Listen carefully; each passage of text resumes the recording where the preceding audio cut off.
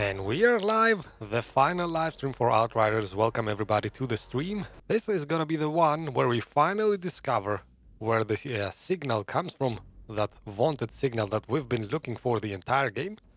Let's get into it right now.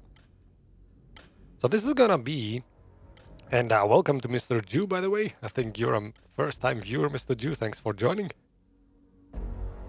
This is gonna be a bit on the short side, this live stream, I believe, because I kind of miscalculated the previous time. Oh man, I don't know if you were here in the previous live stream. I was kind of wondering in the final minutes, should I keep going or should I save the final content for a final live stream? I thought we had about 2 hours of content left ahead of us, but I miscalculated. And unfortunately, this is more like closer to 1 hour of content. Hey Maruki, welcome to the stream. I think this is your first stream as well, so thanks for joining. So now, I always start my live streams with a little recap, and I've also prepared something special for this live stream. First of all, my little recap. What is this game? What are we doing? We are an Outrider. We left. The Earth was destroyed. All right? Because, you know, humans, we tend to destroy our planets. That's how it goes. And as Mr. Jew confirms the first time he's watching my stream. So we destroyed the Earth. 2 ships were built to leave the Earth's orbit and transport humanity to a new planet, Enoch. We landed here with only 1 ship, the other one was destroyed. Unfortunately, we discovered that this planet was not the paradise they promised us. Like, there is an electrical anomaly thing going on here, like an anomaly storm, you can think of it, that doesn't allow for electronic equipment to function, save for the fact that it kind of kills us, right? So, yeah, it's not a good planet to live on right now. The only hope we have left as Outriders is we have discovered a signal that is transmitting up above and beyond the anomaly. So this is quite interesting for 2 facts. First, if there's an electronic kind of equipment transmitting, that means we could maybe find a new place for humanity on that spot where electronics are working. And we have the good doctor, Mr. Zahedi. Where is he? This guy over here. He has promised, if we can find him like a functional transmitter, that he would communicate to our ship and bring down supplies and things we need. Any case, so let's read some chat. We're gonna take this a bit slow this time. Hey Random, welcome to the stream, buddy.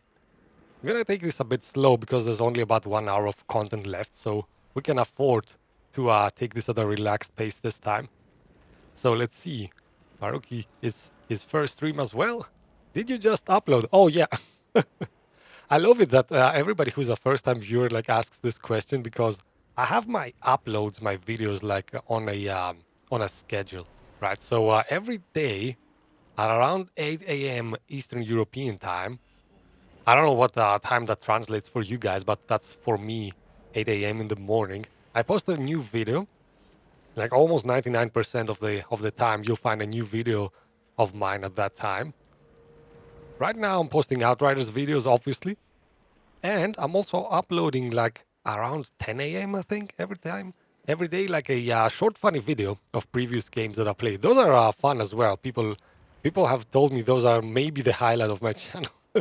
So maybe you want to check them out as well. Any case, now let's see. We're gonna start this off with some lore videos. I told you I prepared something special for this live stream, and I have prepared like 5 lore videos because this is a short live stream. By the nature of it, we have only 2 missions left. I'm gonna inject, let's call it, a few lore videos in between the missions we do. And I think that's gonna be interesting for you guys. You're gonna see a bit of backstory about Outriders. Like, most everybody is not talking about the lore of Outriders. It has some backstory. It's not like just a shooter. I think there's even a book or something out there. Have to research that. In any case, I have prepared a few short story videos, lore, depicting what has happened from the moment that the Earth was in danger until the moment that we've kind of arrived here and everything started going to heck. So that's going to give you a clearer picture, guys, of what is happening in the world. So let me roll the first video, see what I'm talking about.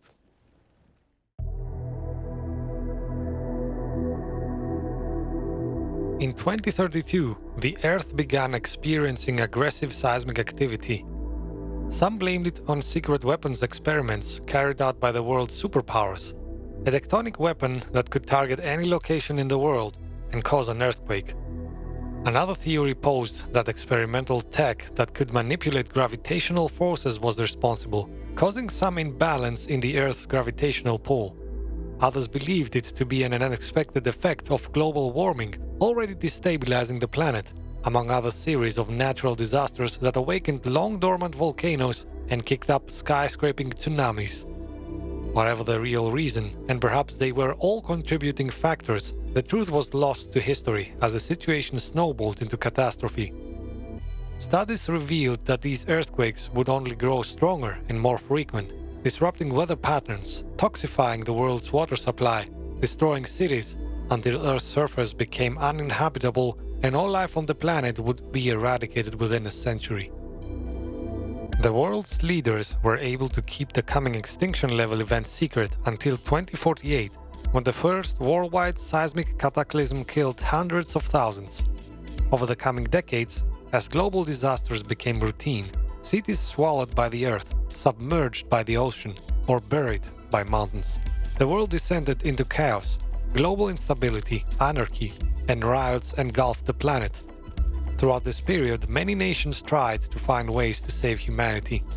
Governments spent trillions building floating cities, space arcs, vast underground bunkers.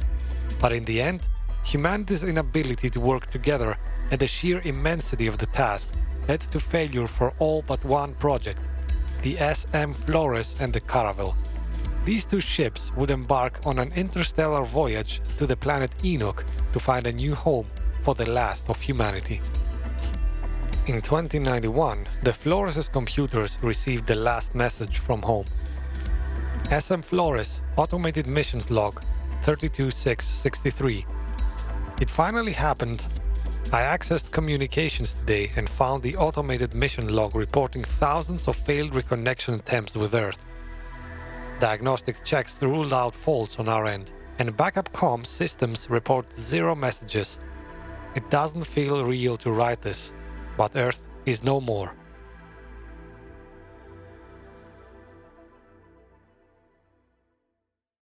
And there you have it. That's kind of the style of lore videos that I designed. I have 5 of them. Let me know, guys, if you enjoyed them. Something new I'm doing. I actually just did this because we have a short live stream today. But if you guys enjoy these, I might actually inject them into regular live streams as well. Alright, so, and it's also a fun fact. I just discovered it's very weird to kind of listen to my voice as a creator. Whenever you watch a video of yourself live, it's a very it's a very funny experience, very weird one, because as soon as I start talking in the video, my lips in real life also kind of start moving, which is funny. All right, any case, now, let's actually get into some gameplay. Now, where are we as of now? Can I quickly show you?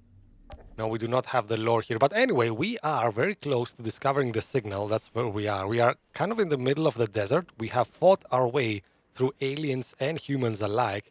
And we are almost there. We are almost at the source of the signal. Let's talk to Channa and move on to the next region.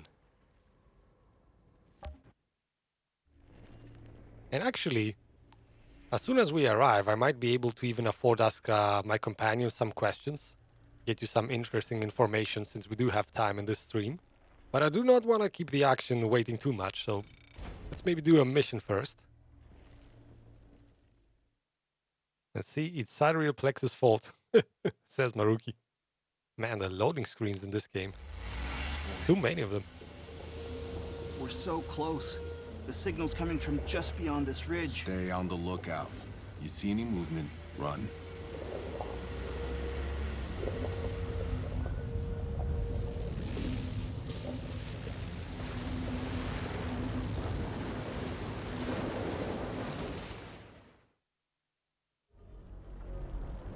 Alright, the Outriders Legacy. No, that's the wrong... Hold on. Sit tight, people. I'm gonna clear the way. It's time for some answers. That is the wrong mission we have activated. Investigate the area. There you have it. Babylon, that's the correct one. Alright, let's go ahead, let's do a mission. Enough talking. I kinda talk for like a quarter of an hour now. Let's get into some shooting. Zahedi, I found some more writing from Monroy's people. I think we must be approaching their colony. It seems Monroy didn't believe the Pax were so peaceful. When their tech started getting fried, he suspected the Pax were trying to sabotage him. Then, just as the storm was brewing up, they caught the Pax doing one of their obelisk rituals. Did Monroy think the Pax were causing the storm? I, thought the same thing when I first saw August in those ruins in the forest. Monroy ordered his soldiers to stop them. It was on that day that Dr. Indira recorded the first Pax deaths. Please collect all the writing you can find for me. Perhaps we can learn their story. Alright, let's activate guns. Time for action. As you can see, the good doctor is trying to also learn about alien civilizations as well. Oh, hold on. I think we're about to get swarmed. What kind of enemies does this area have? Human enemies, okay. I actually like human enemies. They are easy. Meaning they are kind of slow. I always hate like animal enemies in games. They are the worst. Oh, snipers though. Hold on, scratch that. Snipers are the worst, not animal enemies.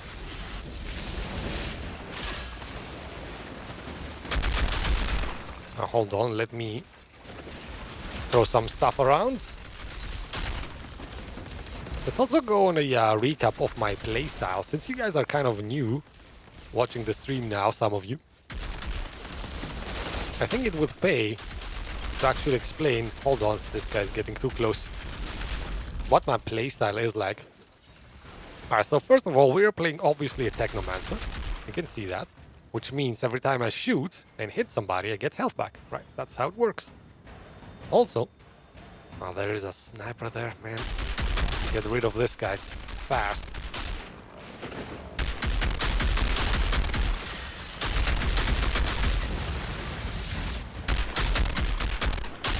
Alright, you know what? Let me end this battle. And I will show you my my build, so you guys know why I'm doing so much ice damage and other stuff. Let's get a bit closer.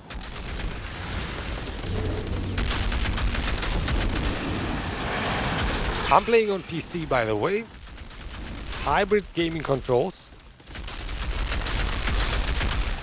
Long-time viewers of the channel know this, but I always love to use a combination of controller and mouse. It's kind of weird. Like if you put a camera above me and see how I'm playing, you would you would think this is a pretty weird setup. But I'm actually using the controller on my in my left hand and the mouse in my right hand. Weird but effective, and also deadly accurate. Because I can both move very accurately with my left hand and shoot very accurately with my right one. Alright, let's see. Marugi says, have you played Don't Escape 4 Days to Survive? Nope, actually I haven't. What is it like? What is that game about? It kind of sounds... well, obviously a survival game, since it has the word survive in the title. Yeah, like duh. Is it good? Is it a new game? Do tell me about it. I'm always interested when people ask me if I've played a certain game. Because if it's something that's right in my alley, I could maybe try it on the channel. Who knows? Alright, so I promise to show you guys my build. So, let's see what we are working with. First of all, we are level 30. That's kind of the maximum level. I'm gonna show you my guns later, but let's start with skills. Technomancer, obviously. So what I'm using is toxic damage and ice damage a lot, and I'm amplifying that. Also, I'm using LMG weapons, so I'm upgrading everything that has LMG damage. And what is very special about my build, that most people do not do, I have worked out a way to have infinite ammo. Well, some people do it actually, but I haven't seen too many Let's Players online do that. But so, what am I doing? I'm taking skills that increase my magazine size, I'm also sporting guns that have a lot of bullets. Like this gun has 100 bullets, and with that skill it goes to 150. Then I'm using this skill here, blighted rounds. Whenever I activate that, obviously I do some toxic damage and stuff like that, which is awesome, but I do not waste any bullets. Like as soon as I activate the skill, and I do activate it like all the time, you're gonna see on the lower right part of the corner. Let me see if I can show this to you right now. Like, do you see that symbol of infinity? It says 147 bullets out of infinity. Whenever I activate that skill, I'm not losing any bullets, right? So, kind of my playstyle. Also, where is that skill? Let's see. Where is the main? This is the main one. These gloves have a skill that say trick up the sleeve. While this skill is active, killing shots grant you 30% extra bullets. So every time I kill an enemy, I get 50 bullets back. Essentially, if I play smartly, right? If I manage my battlefield, like if I shoot small enemies, every time I shoot a small enemy and kill him like instantly, I get 50 bullets back, right? So essentially, unless it's a boss fight and a pure boss fight against one enemy, my bullets almost never run out. And that's kind of how I play. Now, let's see. Maruki says, a point and click. Oh, you're talking about Escape for Days to Survive. A point and click game. Puzzle game. All right. 2019. That is interesting. The only thing that worries me is that it released in 2019. Like, the worst thing to play on a YouTube channel, little insider knowledge, is games that have released like 2 to 3 years prior. That's like the worst kind of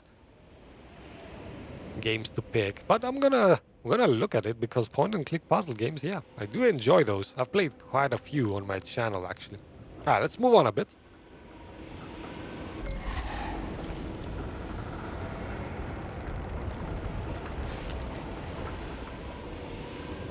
Alright, he doesn't have much to say. Let's keep moving. There are some... oh, I didn't show you this. So there is loot around. I could start collecting weapons, but if I collect these weapons... let me actually show you, since we can have a relaxed stream this time. You can see level 42 boots. That's the maximum level you can get in the final parts of the story. Right? So, alright, I picked this up, but this is kind of useless to me because you can see I pick up like level 42's level 28s. What the heck? I don't even know what that's about. I'm gonna ditch everything and I'm gonna show you why. I don't know where the level 28s came from, to be honest with you. Oh, let's leave that legendary be though. The others I'm gonna ditch. So why do I not care about gear anymore? Because I've played some multiplayer. And when you play multiplayer expeditions, is what it is called, the multiplayer endgame, you get better guns. Well, provided you play at a very high tier of difficulty, which I do. I always play at the maximum tier of difficulty. So, I'm sporting gear level 48. Everything is 48 right now. So everything I pick up is, well, kind of useless. Suffice to say. We are playing in World Tier 15, by the way. I don't know if you guys are familiar with this game. Let me quickly show this as well.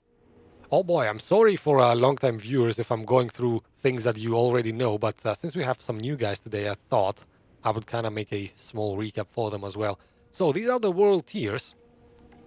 They start from all the way 1, which is, well, kids mode, enemy level -2 and things like that. World tier is like considered the normal. That's like where most people would play. You get like the same level items as you are. Enemy level is the same as you. Things like that. But if you want to challenge yourself, you can kind of progress even more, and finally get to World Tier 15, where the enemy is 12 levels above you, and you also get better equipment. Right? So benefit and cost to everything. All right, let's move on. Right now we're trying to uncover the history of Monroy's people. Monroy is a human that apparently arrived on this planet before we did, which is weird because we thought we were the first people to set foot on this planet. And asking ourselves why, we're trying to uncover, well, why? Why did he come? How could he have arrived here before us?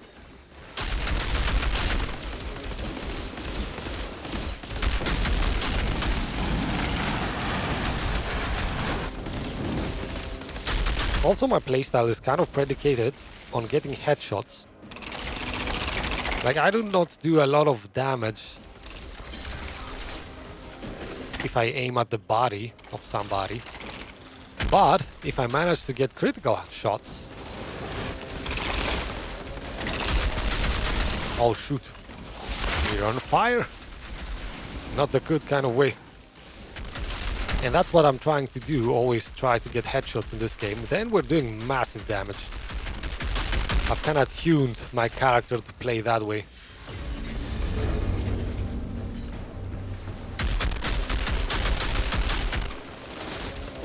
Also, you're gonna kind of see me use a funky firing style here. Like sometimes I do not go full auto like most people do. Like I do not do this. That's what most people do. I usually feather the trigger, that's how I play my shooters. Because then you can aim better, you can get a lot more headshots.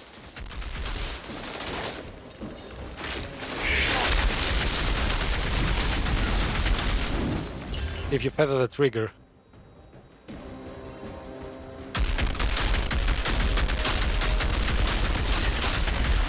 Obviously, as they get closer, I go to full auto, but when they're far away, it is especially useful to control your fire.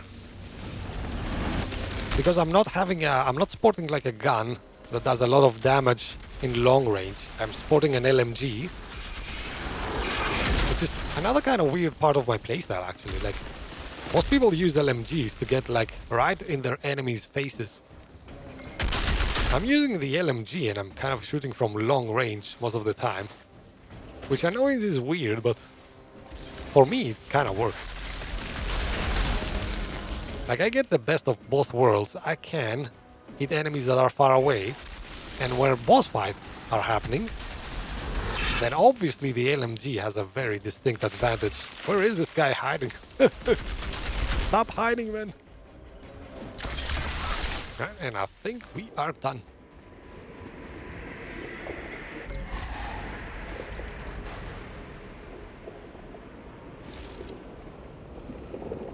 Oh, my Outrider has not much to say. Interesting. I think the first time I played this, he was actually narrating the things he found.